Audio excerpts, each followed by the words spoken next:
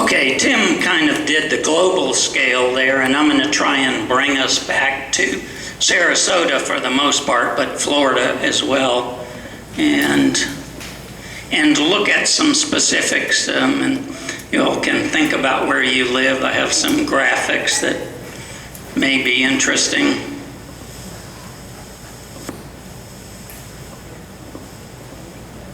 And one of the things that Tim showed was the different greenhouse gases. And we talk an awful lot about carbon dioxide, and in a lot of what I'm doing, I'm concerned about the nitrous oxide he showed, which is about 310 times as effective as the carbon dioxide at heating us up. But also because our bay here, Sarasota Bay, is nitrogen limited. The nutrient that causes it to turn green, to grow algae, etc., is nitrogen. And that nitrous oxide contains nitrogen. So on a local level, nitrous oxide is particularly of concern. Okay, let's see if I can figure out how to operate it.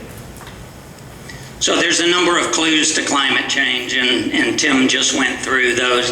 Higher temperatures, more droughts and wildfires. We tend to think about floods and sea level rise, but thinking about the fact that all of our climate will be much more variable. We'll have more droughts and more wildfires. So here's some of the things that I'd like to focus on: heat island effect, pollution of the bay, local flooding, storm surge, drought, and lastly, water supply.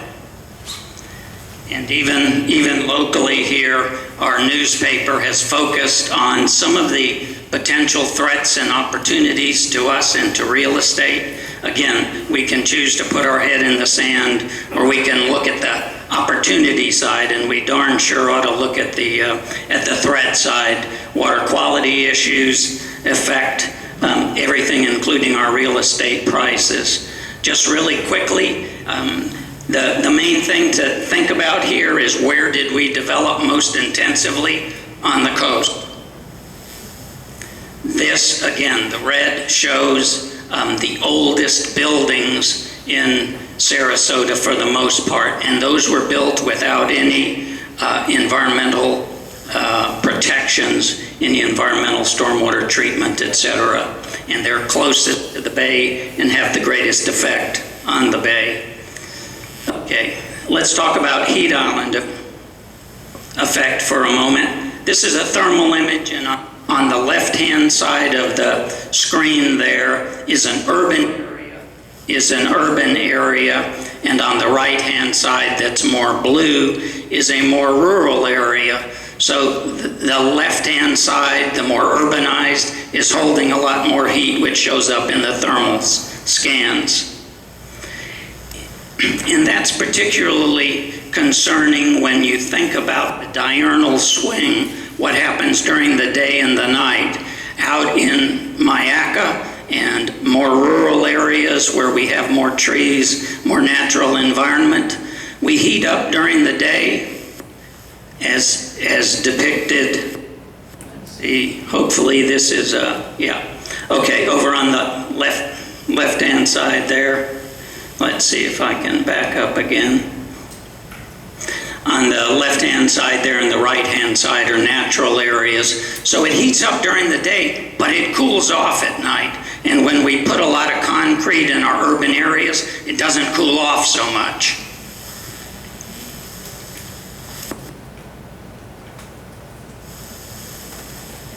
Okay. And as we do that urbanization and put a lot more concrete in, it does a number of things. We eliminate a lot of trees, which evapotranspirate, and that affects our weather locally. And it also, as we pave our city, we produce a lot more runoff, and we have a lot a lot less infiltration to our groundwater system, and that's where some of our drinking water comes from. Damn, sorry. 1995 in Chicago, there was a heat wave, and 700 people died. And they died for a number of different reasons, but among them were that it was often the elderly and the poor that either couldn't run, didn't have air conditioning, the power went down, the heat index hit 126, and power grids failed. So when we need it most, our infrastructure may well fail us, our power systems and so on, if we don't begin to do a better job of planning.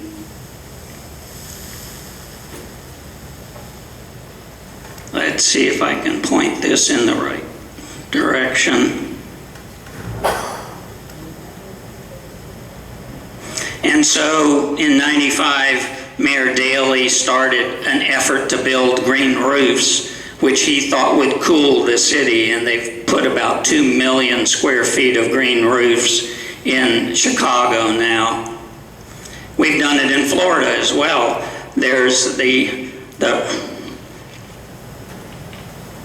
this picture right there is of a woman who built a house on Osprey Avenue right near Southside School in the 1950s, and she grew her vegetables up there.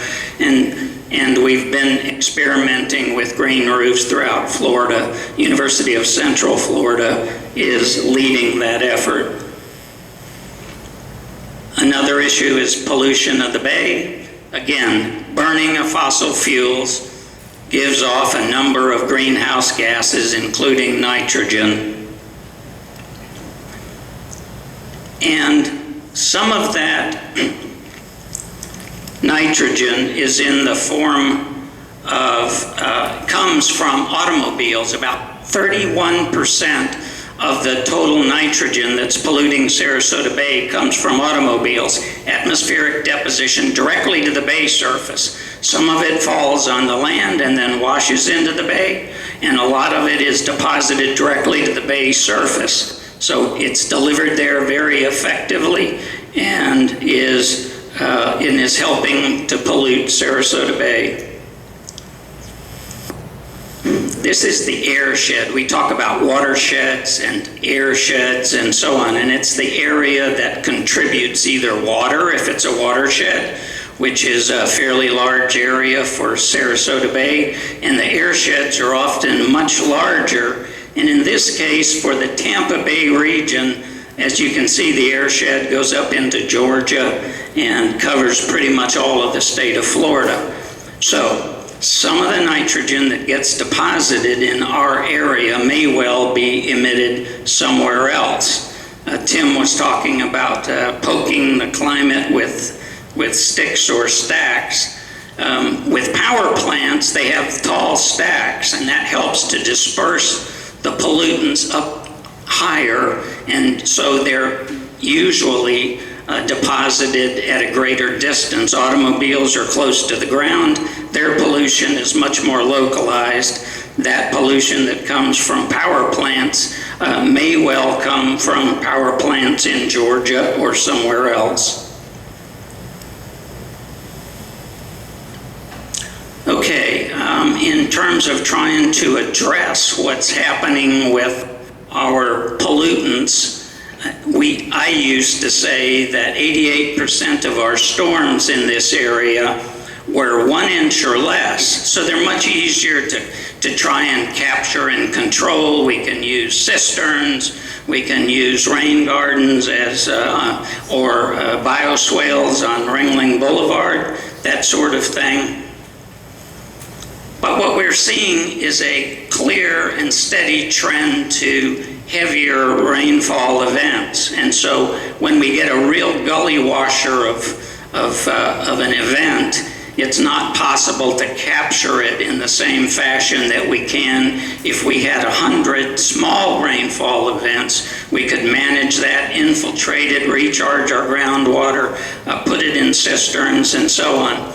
But when we get these kind of heavy rainfall events that we're starting to see much more of, it's much harder to manage those.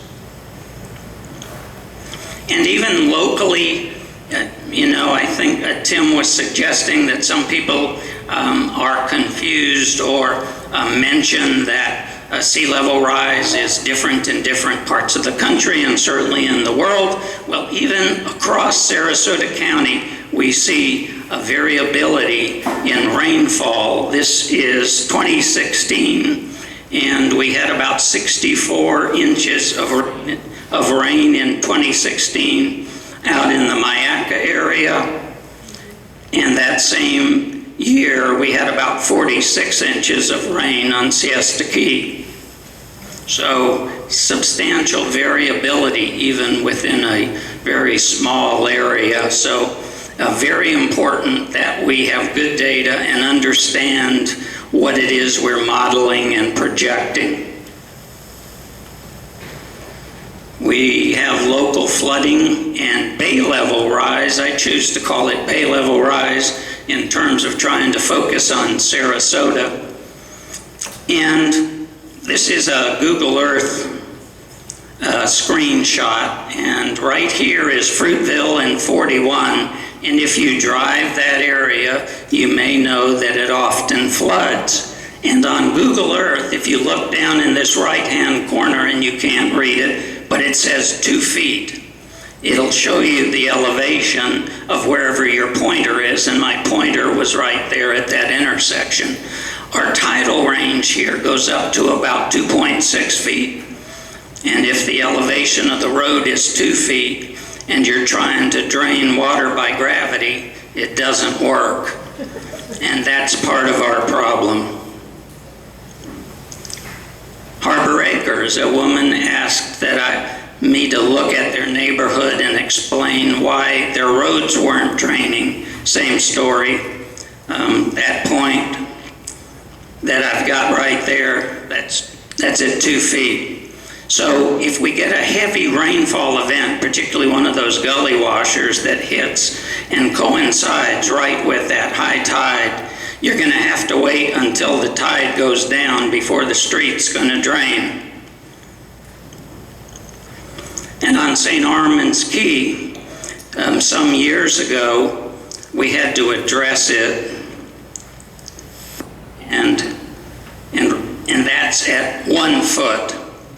And so the county, on behalf of the city, installed one-way valves, check valves, and pumps to pump the stormwater out at those times when the road would not drain. And I think going forward, if we're going to continue to live in this area, we're going to be looking at more of those kinds of solutions. We did a pretty good job in Sarasota Bay of preserving and restoring seagrasses, and we didn't do such a good job of preserving and restoring our mangrove shoreline. The purple here shows where our shorelines have been hardened. There are seawalls there. As bay level comes up, where there are mangroves, if they have the opportunity, they will try to migrate inland. They will build land and they will move inland. If there's a seawall or any other kind of structure there, they'll basically drown.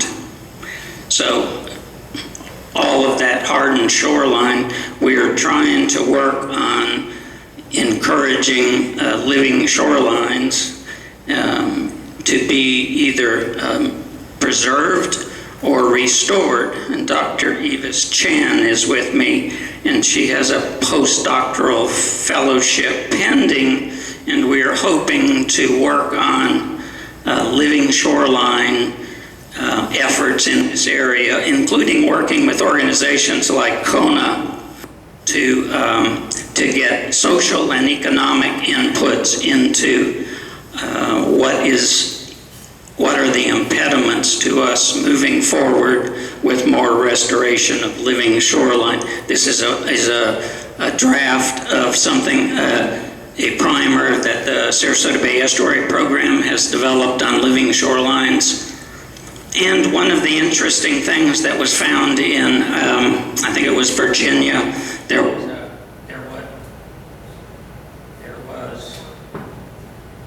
was, can you hear me?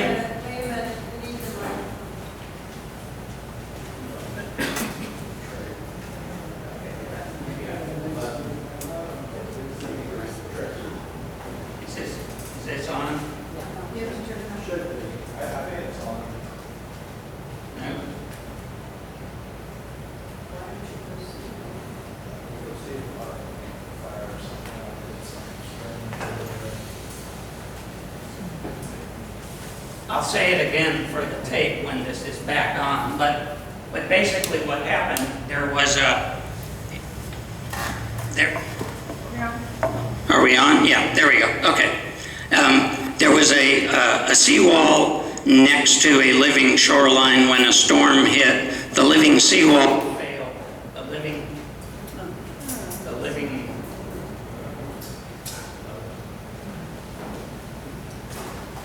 sorry folks. Could you move closer to the camera then, just because that'll get on the video? Sure. And you'll be in the center. Yeah, we're back on.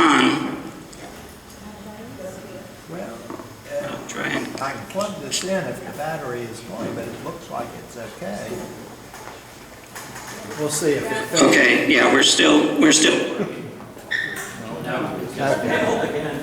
Let me see if we can, if we have a plug here, I can plug it in. The camera to speak, at least they'll be on the video. Okay, good, thank you. Yeah. Got that be right in front.